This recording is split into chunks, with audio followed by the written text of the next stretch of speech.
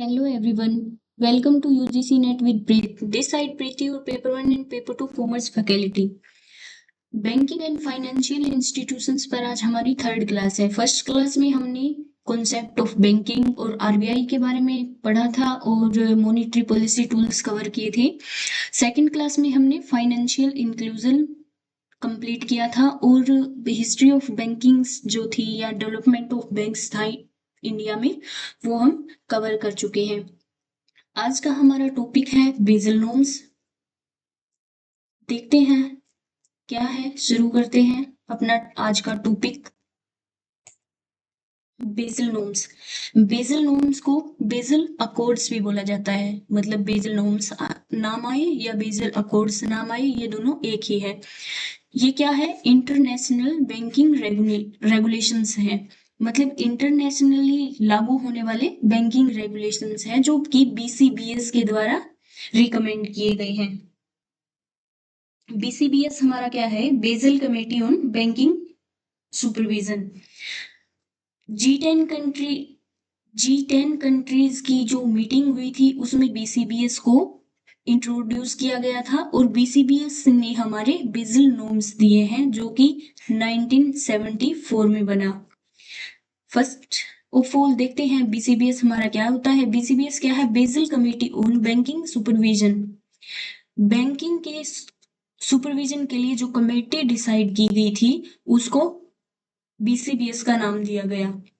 A global body that issued banking regulation standards, मतलब banking को किस रेगुलेशन के हिसाब से काम करना है, क्या उसके स्टैंडर्ड्स हैं, ये सब बीसीबीएस में डिसाइड किया गया। ये कब स्टेबलाइज हुआ? 1974 में। वो किसके द्वारा बनाया गया? Central bank governors of जी10 countries, जी10 country के सेंट्रल गवर्नेंस के द्वारा। इसकी लोकेशन कहाँ पर है? बेजल में, जो कि स्विट्जरलैंड में है। बेजल एक जगह का नाम है जहां पर जी10 कंट्रीज की मीटिंग हुई थी, उसके अकॉर्डिंग ही इसका नाम क्या रखा गया? Bezel norms. इसका नेचर क्या है? इश्यू गाइडलाइंस, ये बैंकिंग सुपरविजन के लिए गाइडलाइंस प्रोवाइड करता है, लेकिन इसका एक ये कह सकते हैं कि इसकी एक फीचर है कि ये लीगली बाइंड नहीं होता किसी के ऊपर। मतलब किसी बैंक्स को इसके रेगुलेशंस हैं, गाइडलाइंस है, अगर अच्छे लगते हैं तो वो अप्लाई करो, और अगर नहीं अच्छे लगते तो ये लीगली बाइंड नहीं होते कि उनको ये लागू करना ही करना है। इंडिया के मेंबर इसके कौन कौन से है बीसीबीएस में? आरबीआई है, सेबी है।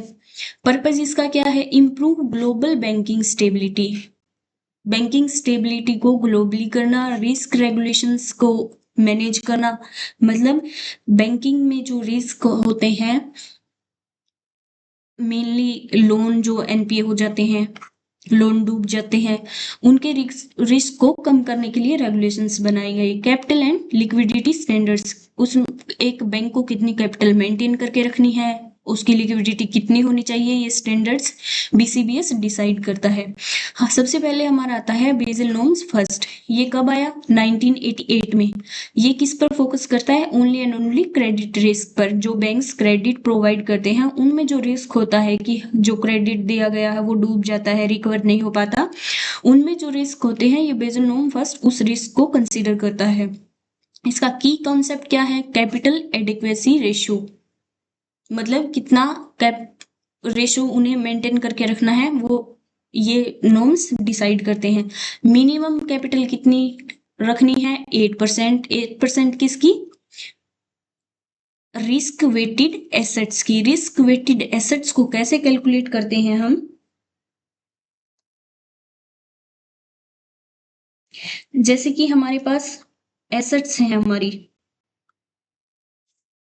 कुछ एसेट्स हैं, कैश है हमारे पास, कैश है मान लीजिए हमारे पास 100 रुपए। कुछ आरबीआई के पास डिपॉजिट है, वो है 200 रुपए। क्रेडिट कार्ड, उसमें है मान लीजिए 500 रुपए।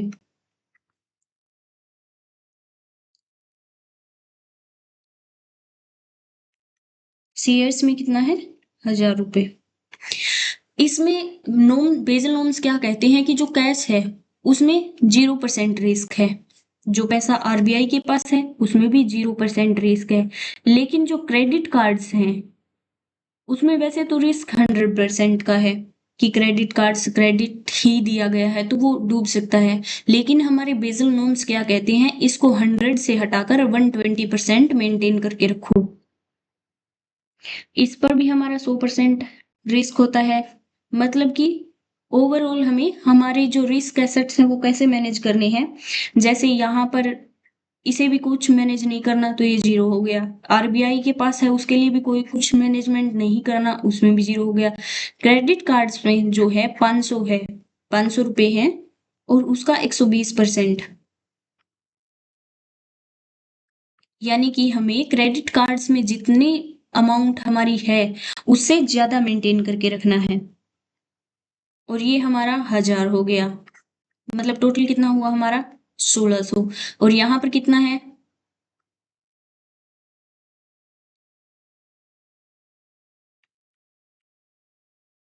मतलब हमारी एसेट्स ये हैं 1800 और हमारी रिस्क वेटेड एसेट्स कितनी है 1600। इस प्रकार हमें रेशियो ये मेंटेन करना होता है। आगे क्या आता है हमारा, वैसे तो ग्लोबली तो 8% जरूरत होती है हमारी मिनिमम कैपिटल की, जो रिस्क वेटेड एसेट्स का होता है, लेकिन इंडिया के लिए 9% रिक्वायर्ड है क्योंकि ऐसा माना जाता है कि इंडिया में ये रिस्क थोड़ा ज्यादा होता है। रिस्क वेट्स हमारे कितने दिए गए हैं, 0%, 20%, 50% एंड 100%। लेकिन क्रेडिट कार्ड्स पर इसको 120% कंसीडर किया जाता है। इसकी लिमिटेशन क्या है, ओनली क्रेडिट रिस्क को कवर करता है। सिर्फ क्रेडिट दिया गया है उससे होने वाले रिस्क को बेसल वन नॉर्म्स जो है वो कंसीडर करते हैं, लेकिन रिस्क अलग भी हो और भी हो सकते हैं, जैसे मार्केट रिस्क होता है हमारा, ऑपरेशनल रिस्क होता है, उनको ये कंसीडर नहीं करता। नेक्स्ट आता है हमारा बेसल नॉर्म्स 2। ये कब एस्टेब्लिश हुआ, 2004 में। ये किस पर फोकस करता है, कंप्रीहेंसिव रिस्क मैनेजमेंट पर, मतलब कि ये क्रेडिट रिस्क को भी कंसीडर करता है, मार्केट रिस्क को भी और ऑपरेशनल रिस्क को भी कंसीडर करता है। इस ये बेसल नॉर्म्स जो 2 जो है वो 3 पिलर्स पर काम करता है। पहला पिलर क्या है, मिनिमम कैपिटल, मतलब कैपिटल मिनिमम कितनी चाहिए for credit, market and operational risk, वो हमारी कितनी है 8%। वही 8% अगर ग्लोबली 8% है तो इंडिया के लिए कितनी है हमारी 9%। जितनी भी हमारी परसेंटेज है कैपिटल की, वो ग्लोबली जितना दिया गया है इंडिया के लिए उसमें 1% ऐड कर देंगे। उसका सेकंड पिलर क्या कहता है, सुपरवाइजरी रिव्यू प्रोसेस, मतलब कि अगर हमने क्रेडिट दिया है, अगर हमारा मार्केट का कोई रिस्क है, अगर हमारा ऑपरेशंस का कोई रिस्क है तो उसे सुपरवाइज करते रहना चाहिए टाइम टाइम पर। पिलर 3 इसका क्या कहता है, मार्केट डिसिप्लिन या डिस्क्लोजर, मतलब हमारी जो भी इंफॉर्मेशन होती हैं उनको डिस्क्लोज करना जरूरी होता है। नेक्स्ट आता है हमारा बेसल 3। बेसल 3 के लिए कैपिटल रिक्वायरमेंट क्या क्या दी गई है,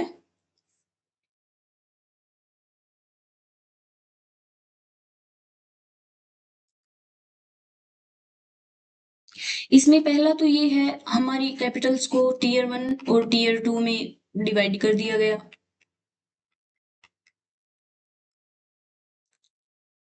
देखते हैं कॉमन इक्विटी टीयर 1 के लिए ग्लोबली रिक्वायरमेंट कितनी है 4.5% के लिए, और इंडिया के लिए कितनी है 5.5%। टीयर 1 कैपिटल ग्लोबली 6% है तो इंडिया के लिए 7%। टोटल कैपिटल ग्लोबली 8% रिक्वायर्ड है और इंडिया के लिए 9% रिक्वायर्ड है। कैपिटल कंजर्वेशन बफर क्या होता है कि जैसे हम कुछ ना कुछ सेविंग्स रखते हैं अपने, ऐसा कि जैसे कि बिजनेस में उतार चढ़ाव आते रहते हैं, अगर हमारे पास कुछ ना कुछ सेविंग्स होती है तो हम अपने रिसेशन पीरियड में इसे यूज कर सकते हैं। वो किसी ग्लोबली कितना रिक्वायर्ड है 2.5% होना चाहिए। और हमारे इंडिया के लिए 2.5% ही। टोटल रिक्वायरमेंट ग्लोबली कितनी है 10.5 और इंडिया के लिए है 11.5। नेक्स्ट आते हैं हमारे liquidity standard. Liquidity coverage ratio कितनी है 100% से ज्यादा होनी चाहिए। क्यों होनी चाहिए? सर्वाइव 30 डेज के सर्वाइवल के लिए अगर हमारा स्ट्रेस सिनेरियो आता है तो हमारे पास इतना मतलब इतनी लिक्विडिटी होनी चाहिए कि हम 30 दिन का स्ट्रेस पीरियड उसमें निकाल सकें।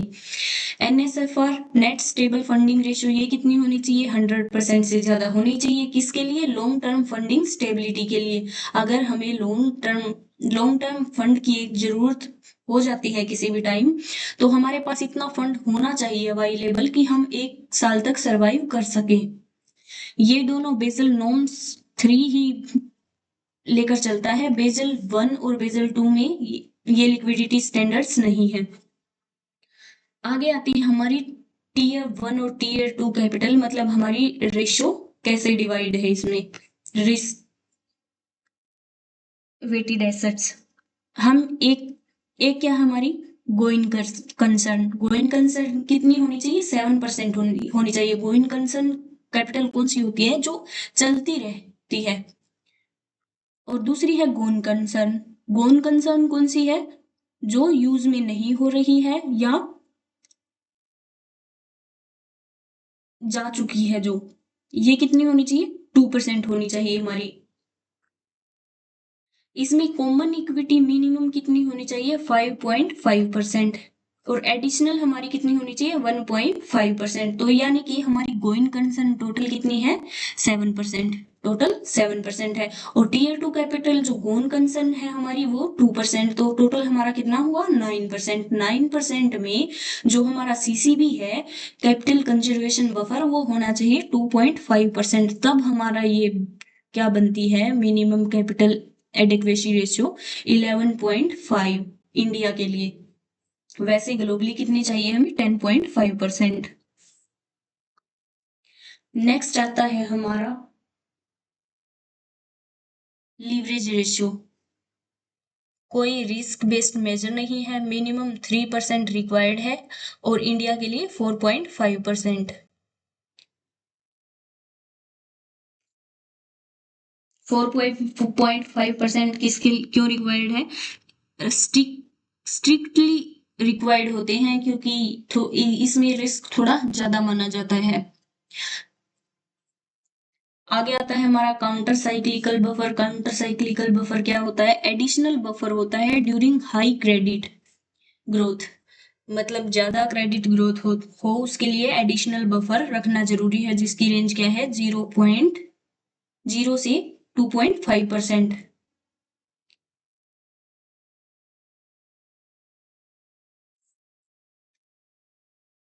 पीछे हमारा क्या था capital conservation buffer. Capital conservation buffer क्या है हमारा 2.5 है। और काउंटर साइक्लिकल बफर का क्या मतलब है? जैसे कि हमारा बूम पीरियड होता है उसमें हम कुछ सेविंग कर लेते हैं और हमारा जब रिसेशन पीरियड आता है तो ये सेविंग रिसेशन पीरियड में यूज कर लेते हैं। तो ये हमारा एडिशनल बफर है जो जिसकी रेंज 0 से 2.5% है। आगे आता है हमारा टीयर 1 कैपिटल। टीयर 1 में कौन सी कैपिटल आती है और टीयर 2 में कौन सी कैपिटल आती है?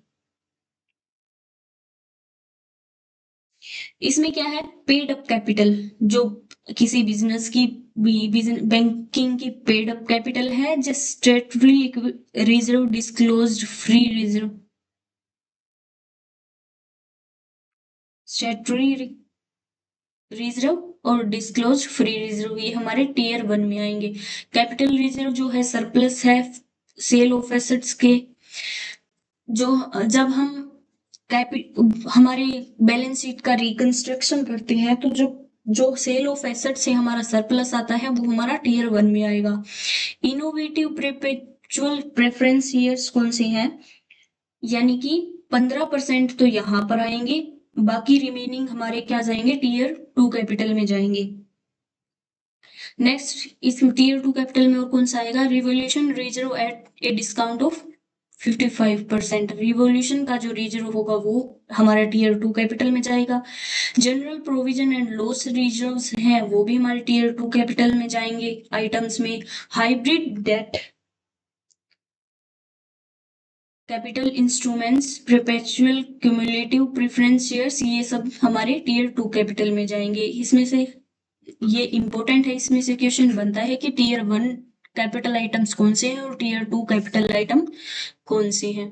फोर्थ है perpetual non cumulative preference share, इसमें आज आएंगे। और रिमेनिंग जो है यानी कि हमारा इसका रिमेनिंग मतलब 15% यहाँ पर है, बाकी 15%, बाकी जो बैलेंस है हमारा वो यहाँ पर चला जाएगा टीयर 2 कैपिटल में। आगे ये कंपैरिजन है बेसल 1 2 3 के 3 में। ईयर कौन सा है, ये 1988 में हुआ, बेसल 2 2004 में, और ये 2009 से 17 तक। ये बेसल फर्स्ट किस पर फोकस करता है, क्रेडिट रिस्क पे।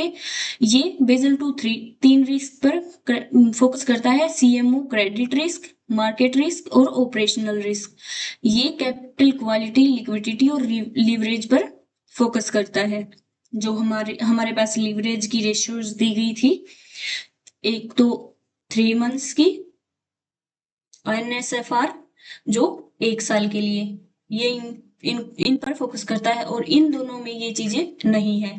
रिस्क वेटेज इसमें है, दिया जाता है, इसमें फिर इनहेंस किया गया और फिर फर्दर रिवाइज किया गया किसमें, बेसल 3 में। कैपिटल रिक्वायरमेंट इसमें 8% है, इसमें 8% है। इसमें अलग से काउंटर साइक्लिकल बफर वगैरह जोड़कर ग्लोबली कितना 10.5% चाहिए और इंडिया के लिए 11.5%। बफर्स इसमें नहीं है, इसमें भी नहीं है, इसमें है काउंटर साइक्लिकल और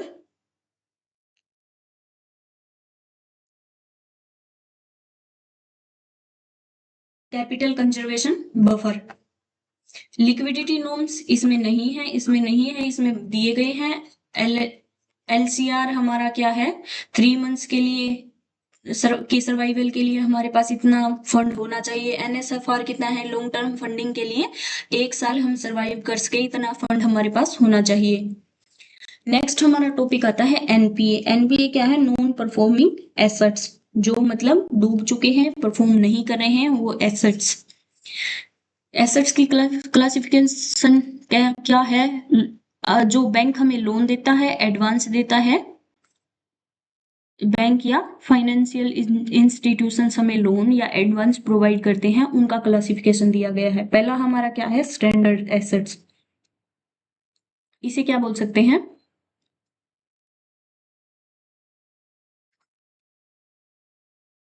परफॉर्मिंग एसेट्स। और दूसरा हमारा क्या है, non performing assets. Perform standard assets को फर्दर डिवाइड किया गया है किसमें, रेगुलर में। रेगुलर एसेट्स कौन सी है हमारी, जिसके पेमेंट रीपेमेंट में कोई भी डिले नहीं है, 1 दिन का भी डिले मतलब नहीं है। दूसरी है हमारी स्ट्रेस्ड। स्ट्रेस पीरियड हमारा कौन सा होता है, 1 से 90 डेज का। 1 से 90 डेज का डिले अगर है तो वो हमारी एसेट किस में जाएंगी, स्ट्रेस्ड में।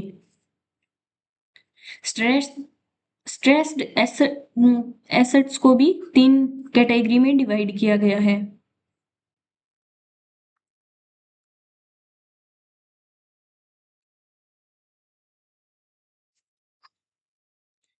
एसएमए फर्स्ट, एसएमए फर्स्ट का क्या मतलब है,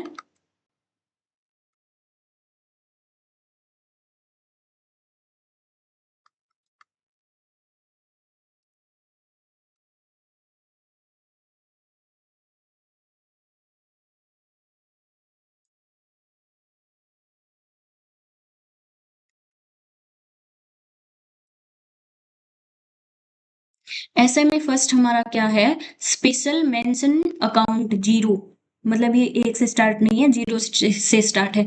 अगर 1 से 30 दिन का डिले है तो उसे क्या कहेंगे, एसएमए जीरो। मतलब हमारा 1 से 30 डेज का डिले है तो एसएमए फर्स्ट में 0 में आएगा। एसएमए क्या है,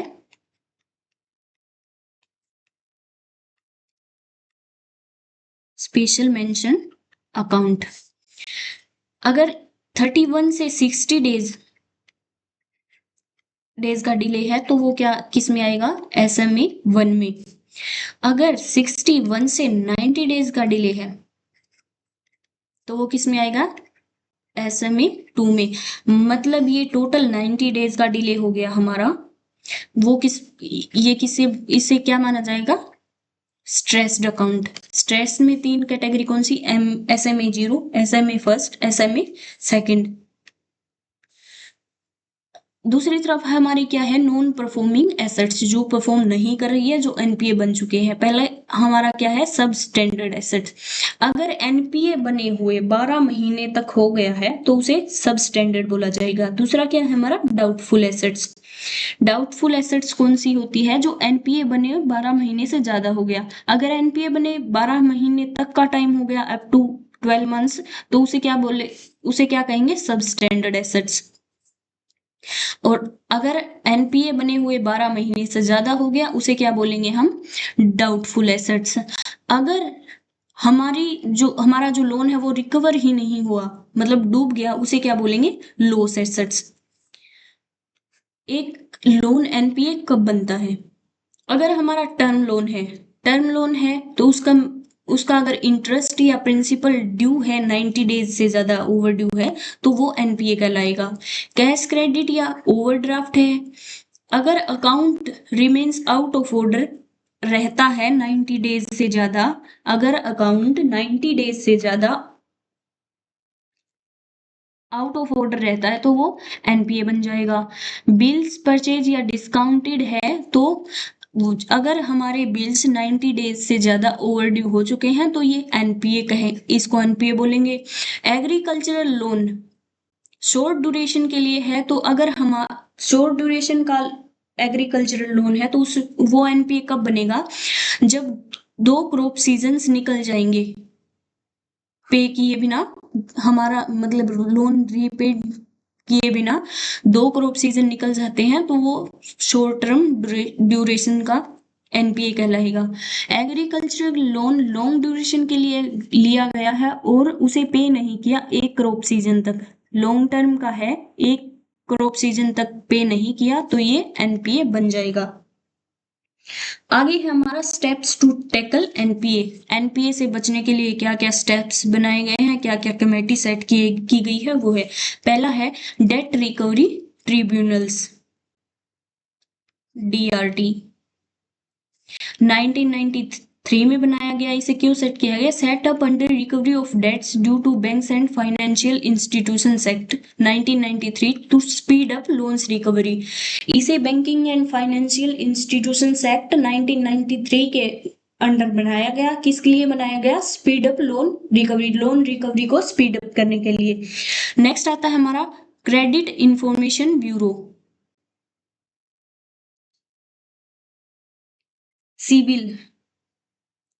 सिबिल स्कोर जिसको बोला जाता है,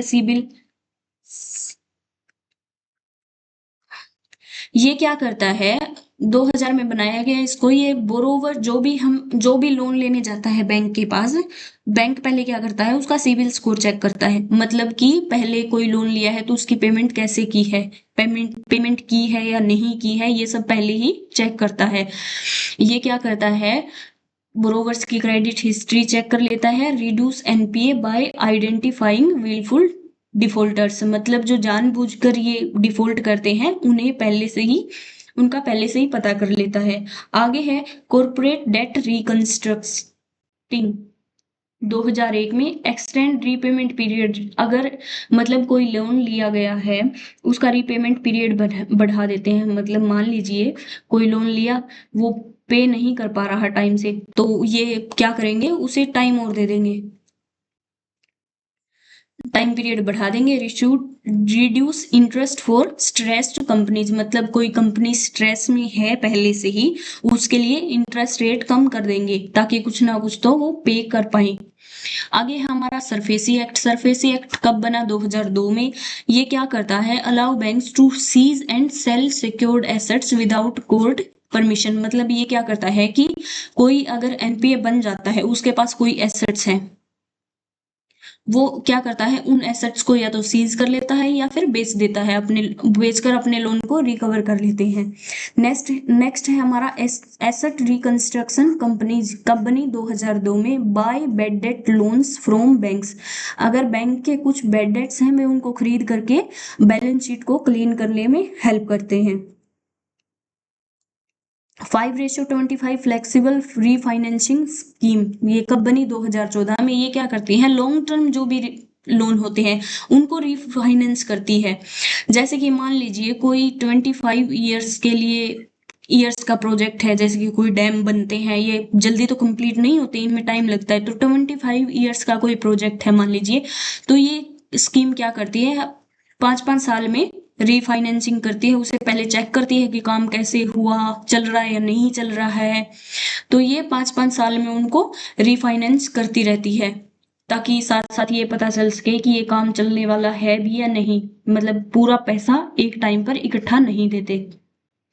आगे आता है हमारा जॉइंट लैंडर्स फोरम 2014 में बनाया गया। ये क्या करते हैं, सभी लैंडर्स जो हैं जॉइंटली काम करते हैं एनपीए को टैकल करने में।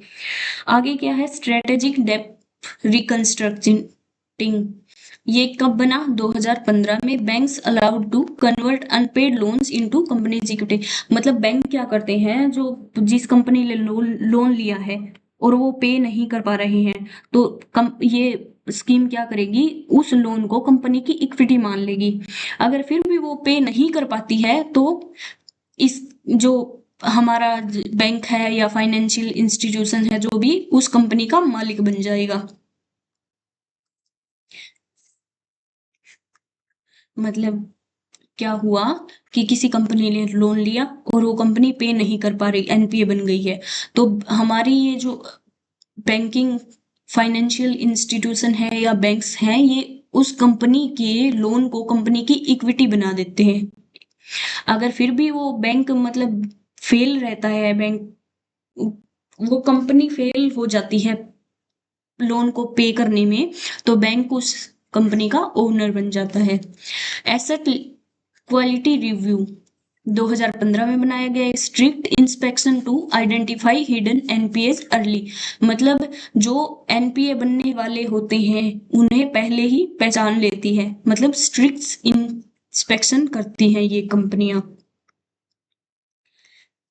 आज के लिए इतना ही, मिलते हैं नेक्स्ट वीडियो में। वीडियो पसंद आए तो लाइक कीजिए, शेयर कीजिए और चैनल को सब्सक्राइब कीजिए। Thank you.